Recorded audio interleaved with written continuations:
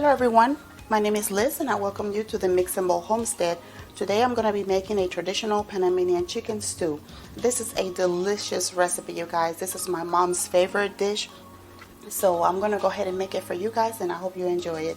So for this you're going to need one whole chicken and you're going to need 2 tablespoons of tomato paste. You're going to need 3 tablespoons of soy sauce, 5 tablespoons of oil, so it's 2.5 and 2.5. You're also going to need 2 stalks of celery, 2 small or medium-sized tomatoes. I have Roma tomatoes and I have an orange tomato. Whatever tomato you have, you just need 2 medium-sized tomatoes. 1 medium-sized onion, 1 bell pepper, some cilantro or culantro if you can find culantro, but if not, cilantro will do well. And you'll need about 3 large cloves of garlic, but if not, you can, if you have a small ones, you can use up to 5.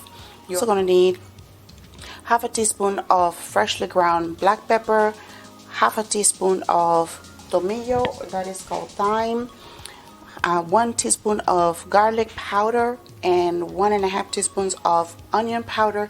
Make sure that it is onion and garlic powder, not onion salt and not garlic salt. And you're also going to need a teaspoon of paprika, half a teaspoon of sugar, and half a teaspoon of salt.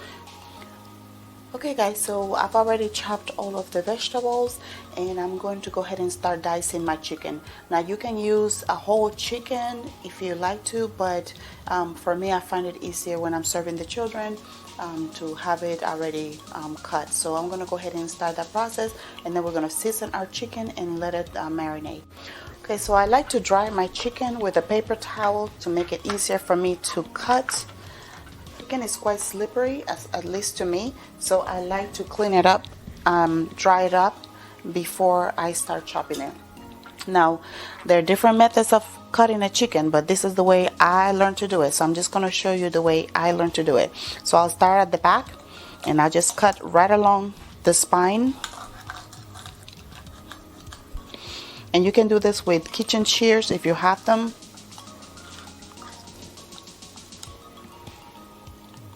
And you're going to just cut right through that bone.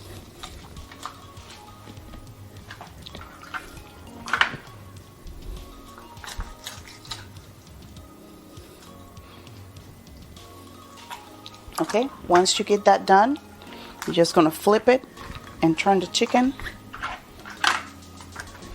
And then you're going to be able to remove the leg. Now there's some parts here that we need to remove from the inside of the chicken, but we will wash that later on. Okay, so now that we've cracked this bone, we're going to go ahead and cut right underneath the wing and remove the rest of the spine, cutting down, coming down to the leg.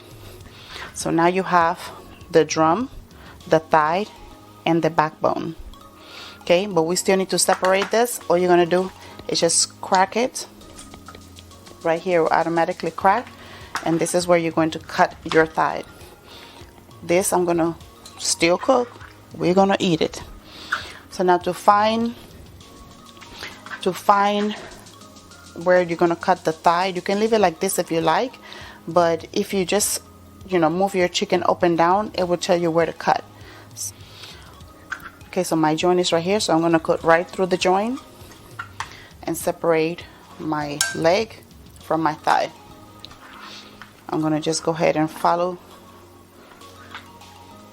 the spine, the bone, and once you remove one side, it's easier to just come up right from under the wing. Just lift and cut, because all is separating this, you guys, is just some skin. So now you have the leg, the thigh, and part of the bone. On this side you don't have to crack anything because most of it was on the other side. Okay, and then find where the joint is. My joint is right here, and just get your knife through there and cut. To remove the wing from the chicken breast, all I do is the same thing.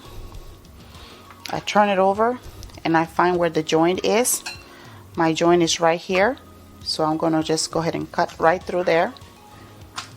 turn it, and cut. That's a chicken wing. It's the same thing again. Find the joint where the chicken wing meets the breast. Get your knife through there, flip it, and cut. Okay, now to cut the chicken breast, I'll just come right through the middle, and I just cut right here. I flip it, get my knife right through.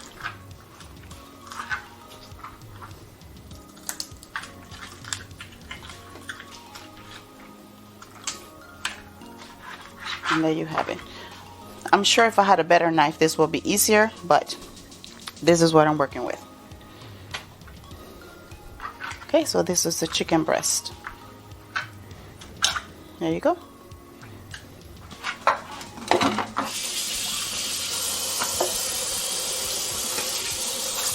Okay, so to season our chicken, all we're gonna do is just sprinkle all of the seasonings that we had set aside.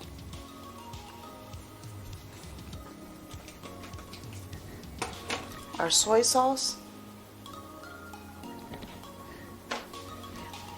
half of the oil, which is gonna be 2.5 tablespoons. Reserve the other ones for later. We're going to season our meat, and we're going to allow this to marinate. You can just leave it overnight, it's best, but if not, about 25 minutes, 30 minutes in the refrigerator should be sufficient.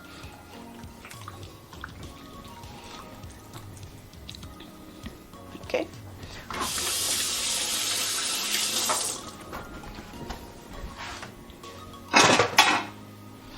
Okay, so I'm going to cover it and allow it to marinate. Added the remaining oil, which was 2.5 tablespoons, and what we're going to do is we have it on medium high, and we're going to brown our chicken. Now, my mother said that adding sugar to the chicken helps it to caramelize and to get a better color. That is what she said, so I'm just following what she used to do. Now, we're not frying this, we're just going to help it to brown some.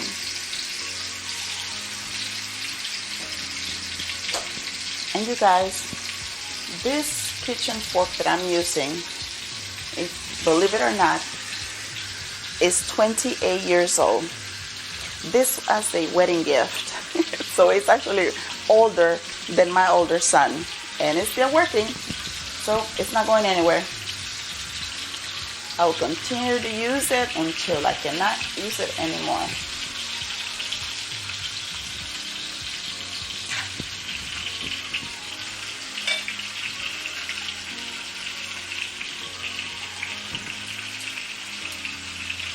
Now, while this is going, you want to go ahead and, if you have a kettle, go ahead and start warming some water. You're going to need about a cup of water. Hot water is better, so that way, you know, it doesn't go from hot to cold to then back hot. So just get yourself a little boiling pot and start boiling some water. Or just if you have really hot water from your kitchen faucet, you can do that as well. All right, so I'll bring you back when this chicken is ready. Again, all we're doing is browning the chicken. We are going to go ahead and turn our chicken over and allow it to brown from the other side. You guys, this smells delicious. I hope you give this recipe a try. It is really, really good.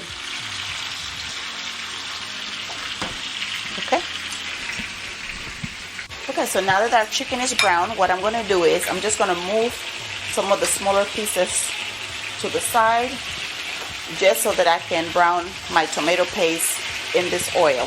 So now we're going to add 2 tablespoons of tomato paste. This is my home canned tomato paste. It is a fried tomato paste, so I'll place it on above so that you can, in case you would like to learn to make it. So all we're going to do is add 2 tablespoons.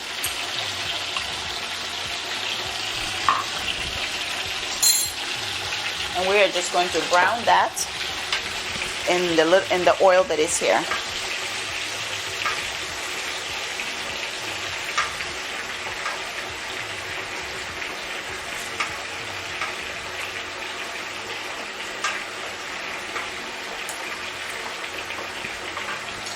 Okay, so now I'm going to go ahead and add all of our vegetables that we cut.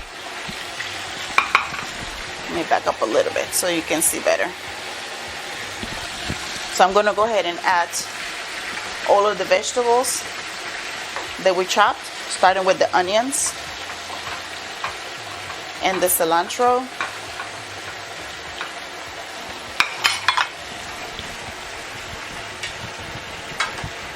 And I'm just going to mix that well.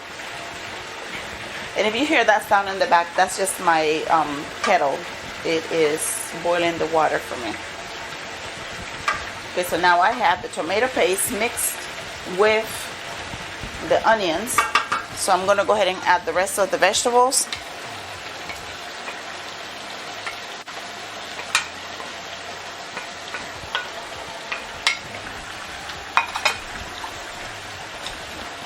Whoops, I'll just knock you guys down. There we go.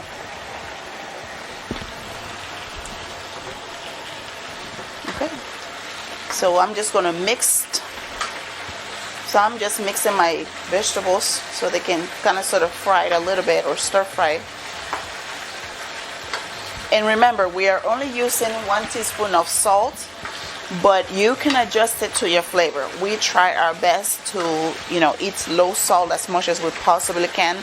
And because the soy sauce already has a lot of salt, we try to keep it down some. But you can adjust the salt to whatever flavor you prefer. Okay, so at this point, I'm going to go ahead and add my water. So all you need is about a cup of water.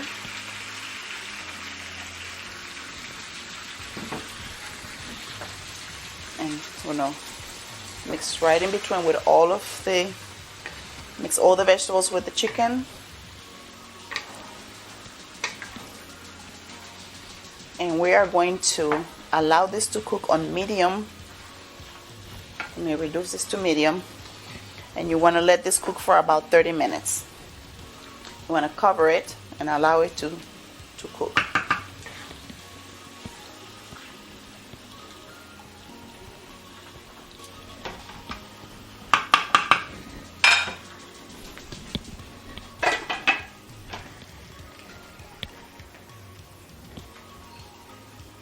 Okay guys, so let's take a look at our Panamanian chicken stew. It's looking delicious already.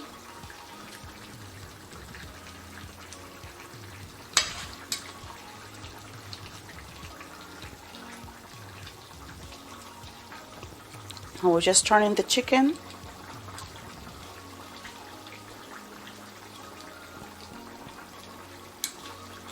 And at this point, I'm going to go ahead and taste the salt.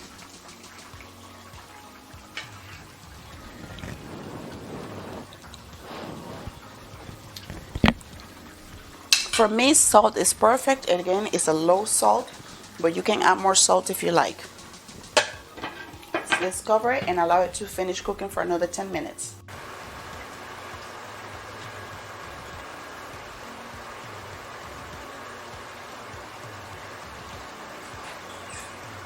Alright you guys, our chicken is ready. Let's serve dinner. And there you have it. Our Panamanian stew chicken is ready. I am serving this with vegetable rice, plantains, and on the side a few little olives. And if you would like to see the same recipe using our canned chicken, please leave me a comment below. And once again, thank you for watching the Mix and Bowl Homestead.